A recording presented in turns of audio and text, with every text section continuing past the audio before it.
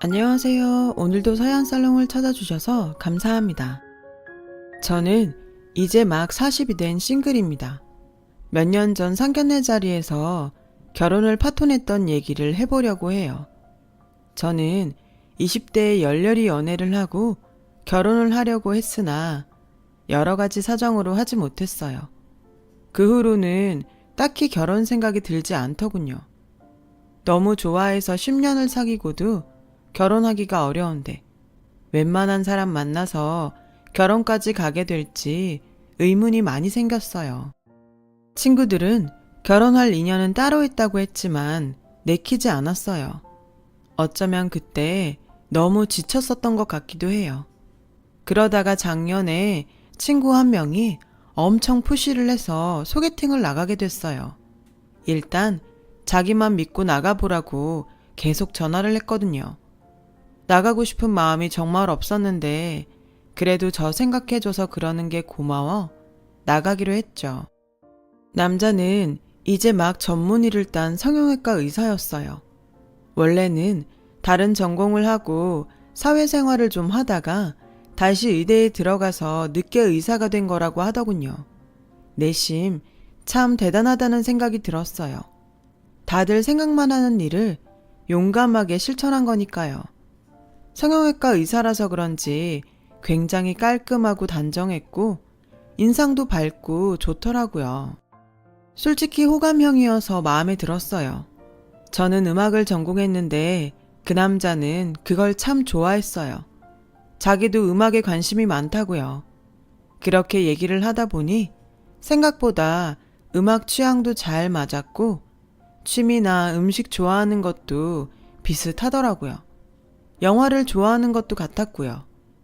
처음 만난 자리에서 영화 얘기에 드라마 이야기, 음식 이야기를 하다 보니 시간 가는 줄 몰랐고 낮에 만난 저희는 저녁까지 먹고 헤어졌어요.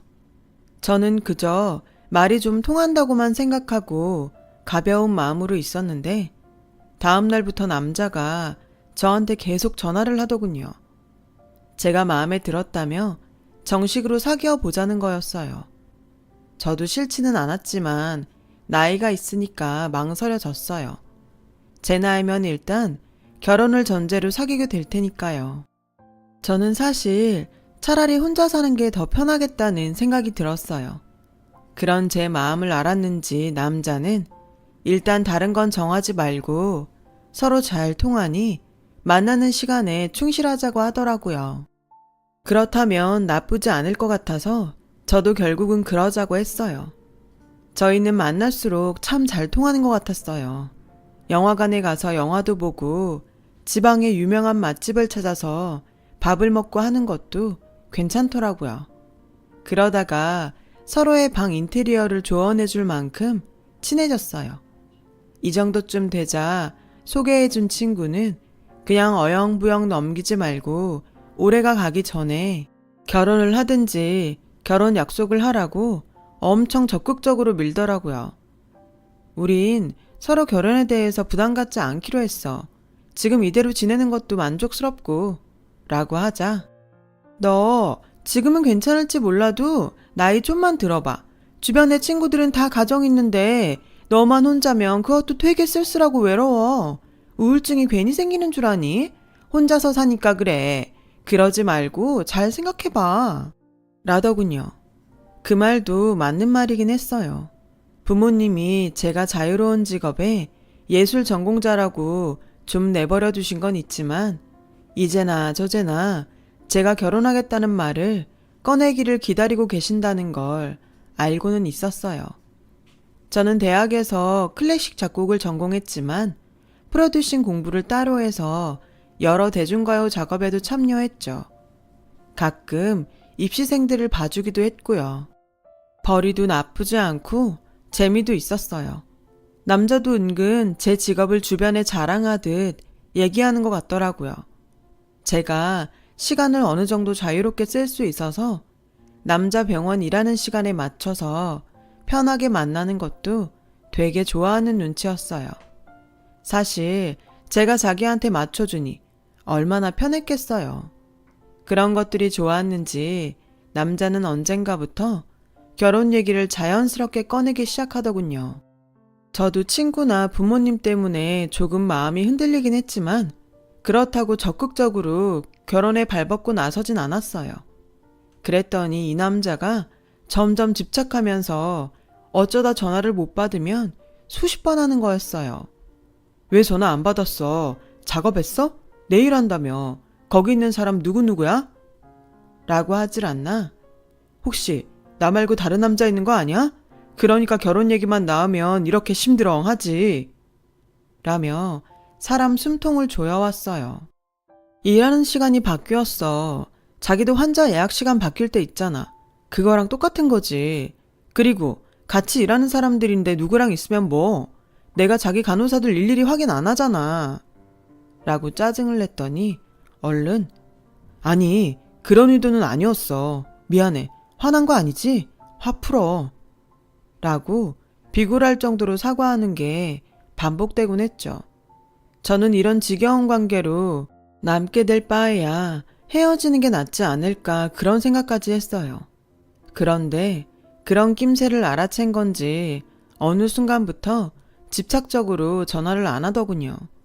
또 사람이 굉장히 순순해졌더라고요. 뭐든 저한테 잘 맞춰주려고 했고 다신 일하는 거 가지고 말 안 했고요.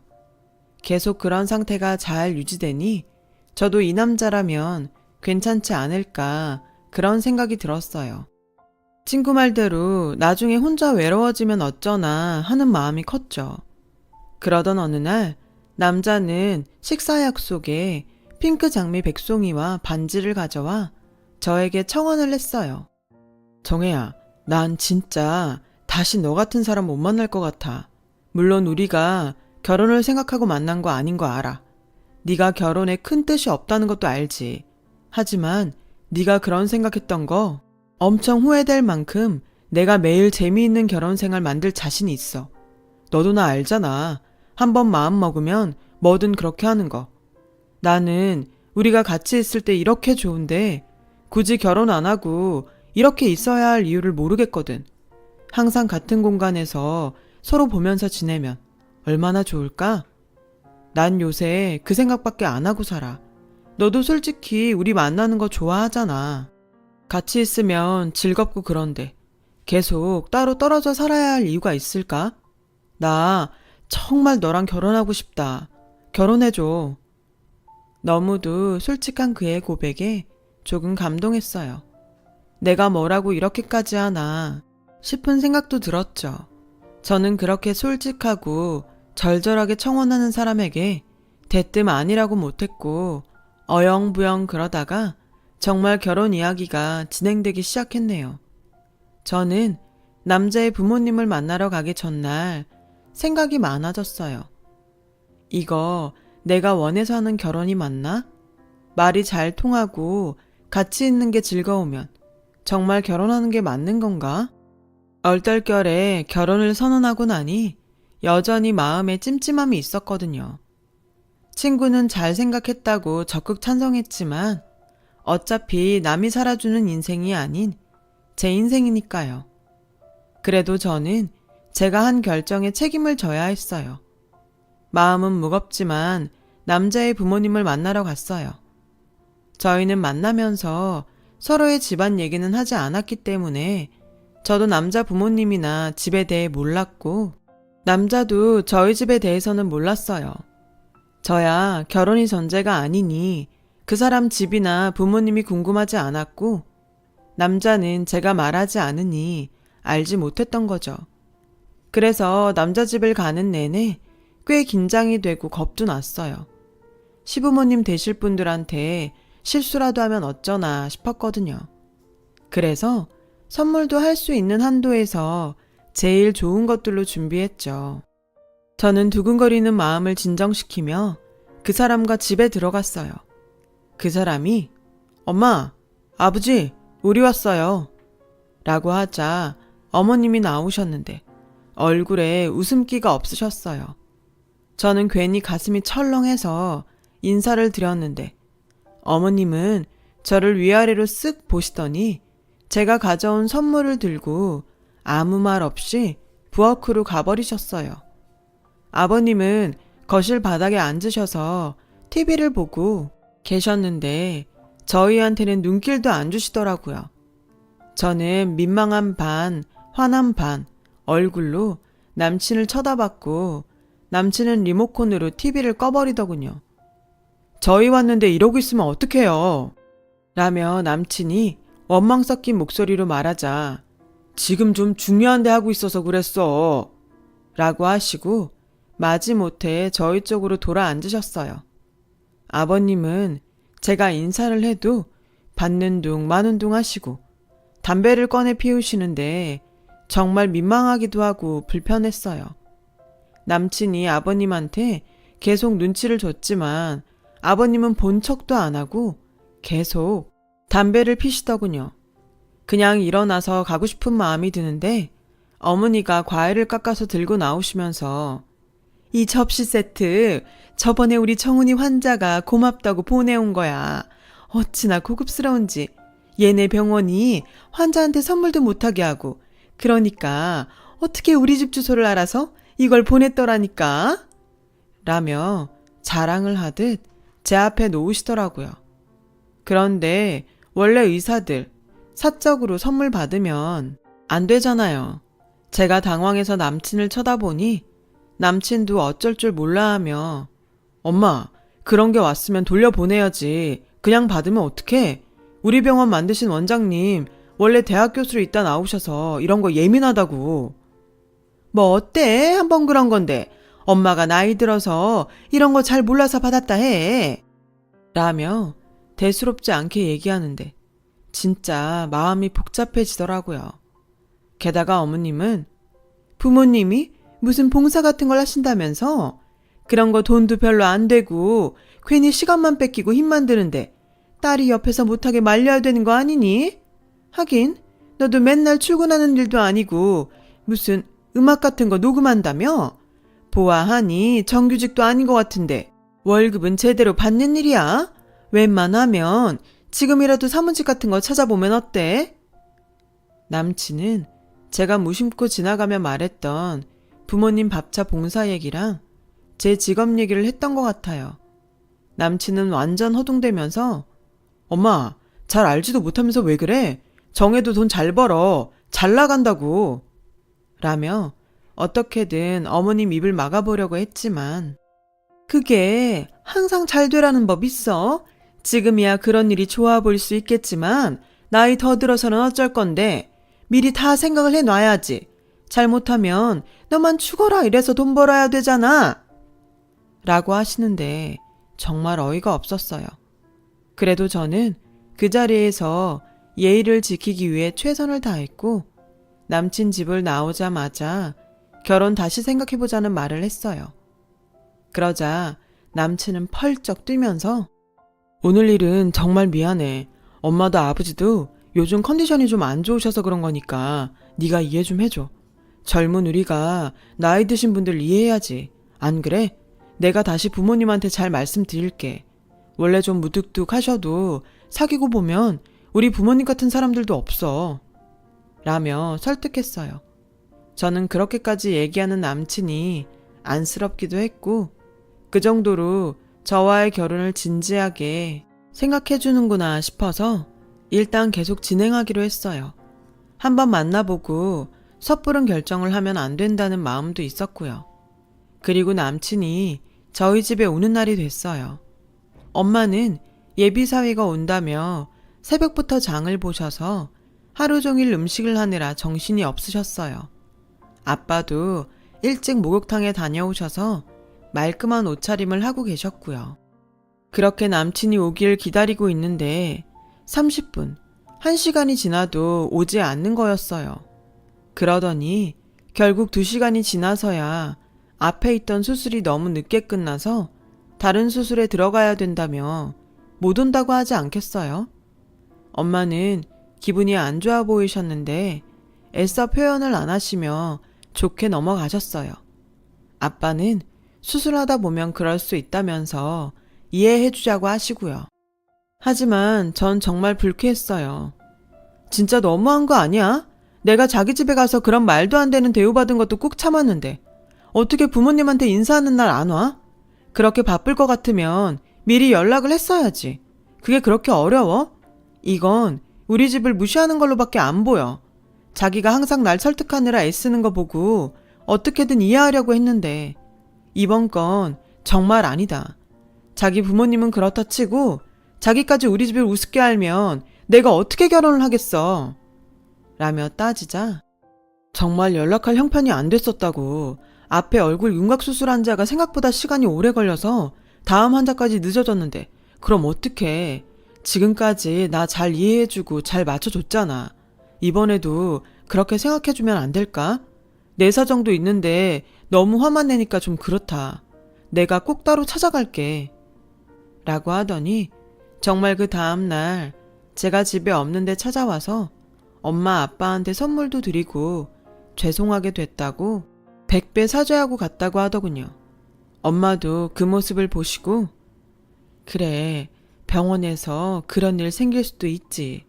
좋게 넘어가자. 라며 마음을 푸셨어요. 부모님은 제가 남친 집에서 어떤 대접을 받았는지는 모르셨어요. 그런 얘기를 하면 너무 속상해 하실까봐 차마 하지 못하겠더라고요. 그러니 부모님은 이해하자고 하셨고, 그럼 부모님한테 결혼을 그만두겠다고는 말을 할 수 없었어요. 저도 남친에게 좋은 마음이 여전히 많았고, 부모님이 내가 결혼하길 바라시는데 남친과 헤어지고 또 언제 마음이 남자를 만날까 싶었죠. 그렇게 제 마음만 잔뜩 상한 양가 인사가 끝났고 양쪽 집안 상견례 날이 다가오고 있었는데 갑자기 남친 어머님한테 전화가 와서 너하고 따로 만나서 미리 얘기할 게 있다. 라며 바로 보자고 하시더군요. 저는 전에 집에 찾아갔을 때 기억이 너무 안 좋아서 어머님과 단 둘이 만나는 게 어쩐지 꺼려졌어요. 그래서 남친에게 연락을 해서 무슨 일로 보자고 하시는지 물어보려고 했지만 바쁜지 계속 전화를 받지 않더라고요. 저는 아무것도 모르고 어머님을 만나는 게 영 불안해서 병원으로 찾아갔어요. 마침 점심시간이라서 병원에 대기하는 환자는 없었고 접수대에도 사람이 없더라고요.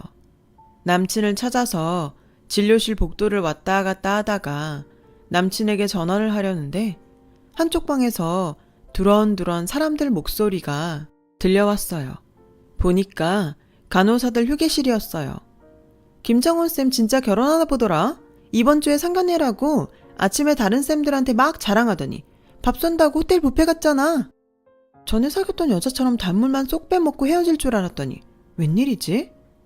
신부가 음악 프로듀서라며 연예인들 단골 만들려고 완전 찰싹 달라붙은 것 같더라고. 라며 자기들끼리 쑥은대는데 정말 기가 막혔어요. 그래서 나한테 그렇게 악착같이 결혼하자고 한 건가.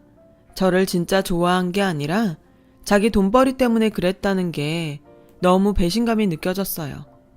저는 아무도 모르게 병원을 빠져나와서 어머님을 만나러 갔죠. 어머님은 다짜고짜 봉투 하나를 건네면서 이게 우리가 결혼 비용을 댈 수 있는 전부야. 우리가 아들 의사 만들려고 돈을 얼마나 투자했는데 신부 쪽에서 너무 많은 걸 요구하는 건 우리한테 실례야. 그리고 넌 우리 정훈이랑 결혼해서 평생 의사 사모님 들으면서 살 거고 한마디로 상류층에 들어와서 누릴 거 다 누리면서 살 텐데 무리를 해서라도 해올 건 해와야 되지 않겠어? 요즘은 옛날이랑 달라서 의사는 의사끼리 결혼 많이 하는 거 알지? 네가 특별한 케이스로 우리 정훈이 만난 거지. 진짜 이런 경우 없다. 그러니까 강남의 전셋집 아니면 성동구쯤에 집 하나는 마련해 와야지. 라며 대놓고 요구를 하시더군요. 저는 어머님이 가신 후에 봉투를 열어보고 깜짝 놀랐어요.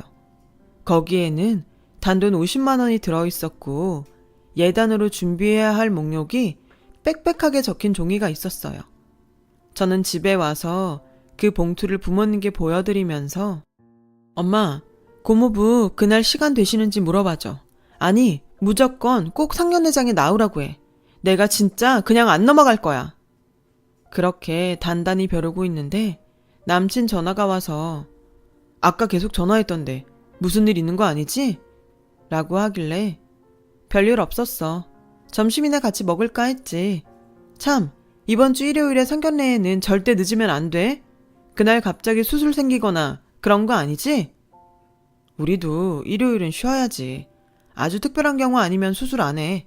엄마 아버지랑 늦지 않게 갈게. 걱정하지 마. 라며 전화를 끊었어요. 저와 부모님은 이미 마음으로 끝을 보자고 결정하고 상견례 날을 기다렸어요.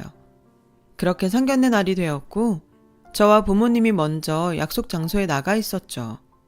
약속 시간이 30분쯤 지나자 남친이 자기 아버지와 들어오더군요. 그 뒤에 남친 어머니가 천천히 따라오셨고요. 어머님은 진한 화장에 화려한 복장을 하셨더라고요. 그에 비해 검소하게 차려입은 부모님이 일어나서 인사를 하자 남친 부모님은 거만한 표정으로 뻣뻣하게 인사를 받고 먼저 자리에 앉았어요. 남친 어머니는 우리 정훈이가 머리 하나는 기막히게 좋거든요. 회사도 대기업에 한 번에 들어갔는데 지가 안 되겠다 싶었는지 의사가 되겠다고 하더라고요. 진짜 아무나 못하는 거죠. 제 아들이지만 정말 사위 잘 보시는 겁니다. 라고 하자 엄마가 우리 정혜도 어디 가서 빠지는 애 아니에요. 학교 다닐 때도 계속 장학금 받았고 돈 잘 벌어서 오히려 우리한테 주거든요. 그러자 남친 부모님이 서로를 보며 우리를 비웃더군요. 예, 무슨 연예인들 노래 녹음해준다던데 요즘은 시대가 좋아져서 그런 일을 해도 이렇게 의사하고 대등해졌어요. 라는 남친 어머니 말에 아빠가 그렇죠. 요즘은 의사도 의사 나름이라고 하지 않습니까? 집안 좋은 의사들도 많은데 또 그 반대로 개원해서 환자들 모으려고 마케팅에 정신없는 의사들도 있고요. 안 그런가 자네? 자네 병원도 의사들 셋이 같이 낸 병원이라던데 거기서 페이닥터면 할 일이 많을 텐데 말이야. 라고 하자 남친은 얼굴이 벌개져서 물을 벌컥벌컥 마시더군요. 그러자 남친 어머니는 정훈이네 병원에도 환자 많아요. 정훈이 대학 다닐 때 교수님이 나와서 만든 병원이라서 수준이 다르다고요. 따님이야말로 연예인이 잘 나가다가 망하면 백수되는 거 아닌가요?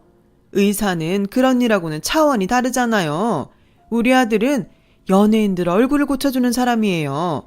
지금 우리의 손님 중에 연예인이 몇 명인 줄이나 아세요? 라고 했고 남친 아버지는 아무래도 안 되겠어. 처음부터 마음이 영 안 내키더니 그만 일어나자. 라며 우리 부모님 얼굴도 안 보고 자리를 뜨려고 하더라고요. 그런 병원들도 있으니까 확인차 물어본 것 뿐입니다. 이렇게 펄쩍 뛰시는 거 보니 뭐 찔리는 거라도 있으신가요? 라고 아빠가 말하니 남친 어머님은 눈이 뒤집어져서 찔리긴 뭐가 찔려요. 잘 알지도 못하면서 남의 아들 병원 흠잡으니까 그렇죠. 내가 진짜 이렇게까지는 안 하려고 했는데 아무리 요즘 의사가 예전 같지 않다고 해도 의사 사위 목매다는 집들 아주 많아요. 결혼정보 회사에서도 우리 아들이면 아주 특급 신랑감이라고 했다고요. 그러니까 강남에 집 사주고 결혼 비용 다 될 거 아니면 이 결혼 안 하는 걸로 하겠습니다. 50만 원도 안 내놓으려고 했는데 제가 집에 올 때 아주 이것저것 잔뜩 사왔길래 성의 표시한 겁니다. 그런 줄 아세요? 해올 형편 아니면 못하는 걸로 합시다. 저희도 수준이 비슷해야 되지 않겠습니까? 남친 어머니 아버지가 연달아 말하자 부모님은 알겠다고 하셨어요. 아빠는 서류 하나를 보여주며 이게 우리 부부가 죽으면 정혜한테 물려주려고 한 강남 집무서입니다. 20평이 좀 안 되는 작은 거긴 해도 앞으로 재건축할 장소라서 투자 가치도 충분하고 값이 떨어질 일은 없는데 저도 그렇게 제 딸 무시하는 집에 보낼 수 없습니다. 그러자 갑자기 남친 부모님 안색이 변했어요. 남친은 당황해서 자기 부모님한테 막 눈치를 주더라고요. 그래서 제가 자기한테 이번에 컴백하는 가수를 갔나 봐. 내가 소개한다니까 나 믿고 간다고 하던데. 대충 봐준 거 아니지? 왜 모르는 척해? 내가 저번에 가수들 갈 거라고 말했잖아. 라고 하니 남친 부모님은 입을 딱 다물더군요. 그때 고모부가 막 식당에 들어오셔서 내가 늦은 거 아니지? 시간 맞춰 온다는 게 5분 정도 늦었네. 고모부 괜찮아요. 이제 막 본격적인 얘기했거든요. 라고 하자 남친은 얼굴이 하얗게 질려서 자리에서 벌떡 일어나 교수님이 여기 어떻게 고모부가 우리 학교 교수님이었으면 말을 했어야지. 라길래 저는 우리가 만나는데 고모부가 뭘 하는지 그게 왜 중요해? 두 사람 마음만 잘 맞으면 되는 거 아니었어? 자기도 전에는 나한테 그렇게 얘기했잖아. 근데 그게 아니었나 보네? 내가 소개해서 간 연예인들도 자기 잘라서 가는 건 줄 아는 거 보니까. 고모부는 자네 병원 세운 김 원장이 나랑 아직도 연락 자주 하는 거 알고 있나? 아무튼 내 금쪽 같은 조카한테 자네 집에서 어떻게 했는지 잘 알았네. 라고 했고 그제야 남친 어머니는 저 이러지 말고 우리 다시 잘 얘기해보죠. 둘이 좋아서 결혼한다는데. 라길래 저는 정 다 떨어졌어요. 저한테 그동안 하신 거나 혼수 비용이라고 50만 원 보낸 거 너무 기도 안 차서 이런 자리 마련한 거라고요. 연예인 망하면 제가 백수 돼요? 그 연예인들이 저희한테 와서 잘 봐달라고 한다고요. 몰라도 뭘 너무 모르시네요. 라고 했고 엄마도 그동안 우리 딸한테 어떻게 했는지 너무 잘 알겠네요. 얘기 듣고도 믿기지가 않았는데 더 진행되기 전에 알게 돼서 다행입니다. 라며 저와 아빠, 고모부 보고 나가자고 했습니다. 남친 부모님은 우리 고모부한테 아들 잘 봐달라고 사정했지만 고모부는 아무리 의사 아들이 잘났어도 남의 자식한테 그러면 되겠습니까? 우리 정혜도 귀한 딸이고 조카입니다. 그렇게 저의 결혼은 없던 걸로 됐고 저도 점차 일상으로 돌아왔죠.